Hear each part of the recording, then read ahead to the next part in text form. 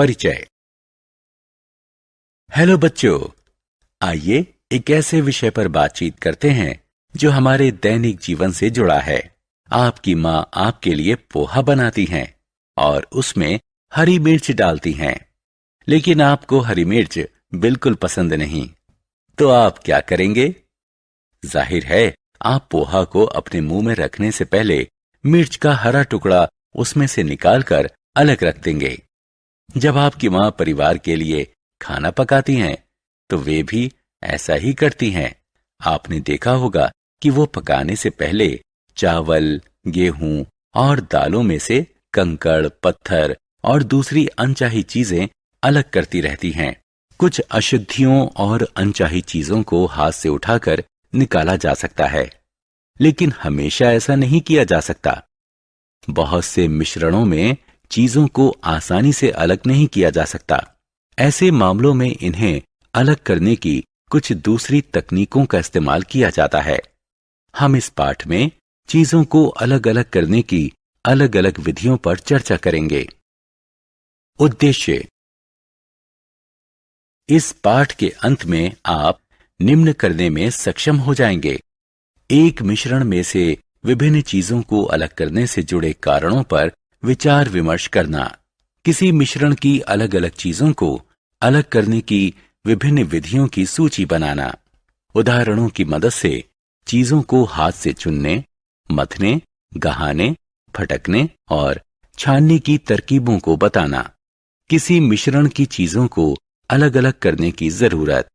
हम अपने दैनिक जीवन में जिन चीजों का प्रयोग करते हैं, उनमें से अधिकतर मिश्रण की शक्ल में होती हैं, लेकिन मिश्रण में मौजूद हर चीज उपयोगी नहीं होती। उदाहरण के लिए, खाने की कुछ चीजों में ऐसी चीजें भी हो सकती हैं जो आपको पसंद नहीं आती हैं। हम इन्हें इसलिए हटा देते हैं ताकि खाने की चीजें हमें अच्छी लगें। तो इन्हें अलग करने का एक कारण है उन चीजों को हटा देना जो हमें अच्छी नहीं लगती।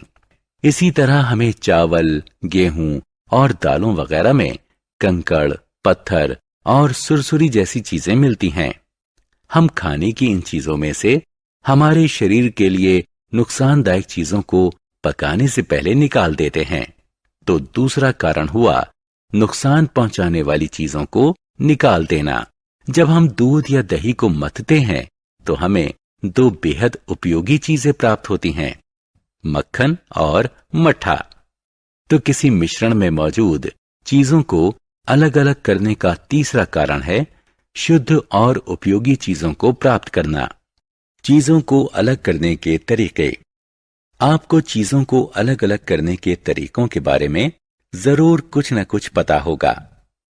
आपने अपने दैनिक जीवन में इनमें से कुछ तरीकों को प्रयोग किया होगा।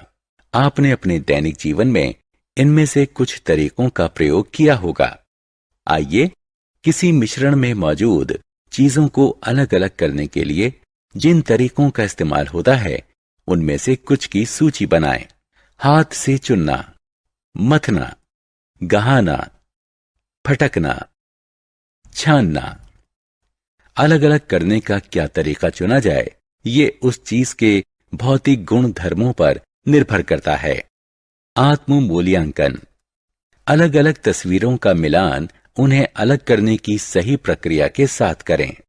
आपको अलग करने की प्रक्रिया का मिलान अलग करने से जुड़ी तस्वीरों के साथ करना होगा। अलग करने के तरीके। हाथ से चुनना। आपकी मां गेहूं, चावल और दालों से कंकड़, पत्थर और अन्य अशुद्धियों को कैसे अलग करती हैं? वो एक एक करके उन्हें हाथ से चुन लेती हैं। हाथ से चुनने की विधि का इस्तेमाल उन अशुद्धियों को अलग करने के लिए किया जा सकता है जो आंख को आसानी से नजर आती हैं और मिट्टी, छिलके और कंकड़ पत्थर की शक्ल में थोड़ी मात्रा में होती हैं। अलग करने के तरीके। मथना। बच्चों, ये मक्खन है। क्या आप जानते हैं कि मक्खन कैसे बनता है? जब किसी मटके में दूध को तेजी से बिलोया जाता है, तो मक्खन निकलता है। जो तरल पदार्थ पीछे रह जाता है, वह स्वादिष्ट और पोषक मट्ठा होता है। जिसे बहुत से लोग गर्मियों में पीना बहुत पसंद करते हैं। तो आपने देखा कि जब अलग करने के इस तरीके को अपनाया जाता है तो दूध में से दो अलग अलग उपयोगी चीजें निकलती हैं। अलग करने के तरीके। गहाना। आपने फसल कटाई के बाद खेतों में गेहूं या धान के बड़े बड़े बंडल देखे होंगे। क्या आपने कभी सोचा है कि कोई किसान किस तरह इन बालियों से अनाज को अलग करता है? जब गेहूं या चावल की फसल कट जाती है तो किसान इन बालियों को एक साथ बांधकर उनके बंडल बना देता है। इसके बाद वो उन बंडलों को धूप में सूखने के लिए छोड़ देता है। जब ये बालियां पूरी तरह सूख जाती हैं तो किसान दानों को अलग करने के लिए इन्हें सख्त जमीन पर पीटता है। दानों को बालियों से अलग करने की इस प्रक्रिया को गहाना कहते हैं। बैलों और थ्रेशर कही जाने वाली मशीनों का इस्तेमाल इस काम के लिए किया जाता है। अलग करने के तरीके। फटकना। आपने जब रेलगाड़ी में यात्रा की होगी तो ग्रामीण इलाकों में आपने महिलाओं को ऊंचाई पर खड़े होकर एक टोकरी को अपने सिर के ऊपर लगातार हिलाते देखा होगा। ये महिलाएं हवा की मदद लेकर अनाज से छिलके और अन्य हल्की अशुद्धियों को दूर करती हैं। अनाज क्योंकि भारी होता है इसलिए वह एक ढेर में जमीन पर गिरता जाता है। हल्के वजन की अशुद्धियों को हवा के जरिए अनाज से दूर करने की इस प्रक्रिया को फटकना कहते हैं। अलग करने के तरीके। छानना। बच्चों, क्या आपने अपनी मां को आटे में से चोकर और अन्य अशुद्धियों को दूर करते देखा है? वो एक छन्नी की मदद से महीन आटे को मोटे चोकर से अलग करती हैं। किसी मिश्रण से अलग अलग आकार की ठोस चीजों को अलग करने की तकनीक को छानना कहते हैं। इस विधि में मिश्रण को एक छन्नी में रखकर हिलाया जाता है। छोटे कण छन्नी के छेदों में से नीचे रखे बर्तन में गिर जाते हैं और इस प्रकार बड़े कण छन्नी में ही बचे रह जाते हैं। सारांश। आइए हमने जो कुछ सीखा है उसे संक्षेप में दोहराएं। किसी मिश्रण के अलग अलग तत्वों को इसलिए अलग अलग किया जाता है ताकि ऐसी चीजों को अलग किया जा सके जिनकी जरूरत नहीं है और जो नुकसानदेह हैं, और उपयोगी चीजें प्राप्त की जा सकें। किसी मिश्रण में मौजूद चीजों को अलग अलग करने की सामान्य विधियां हैं। हाथ से चुनना, गहाना, फटकना और छानना।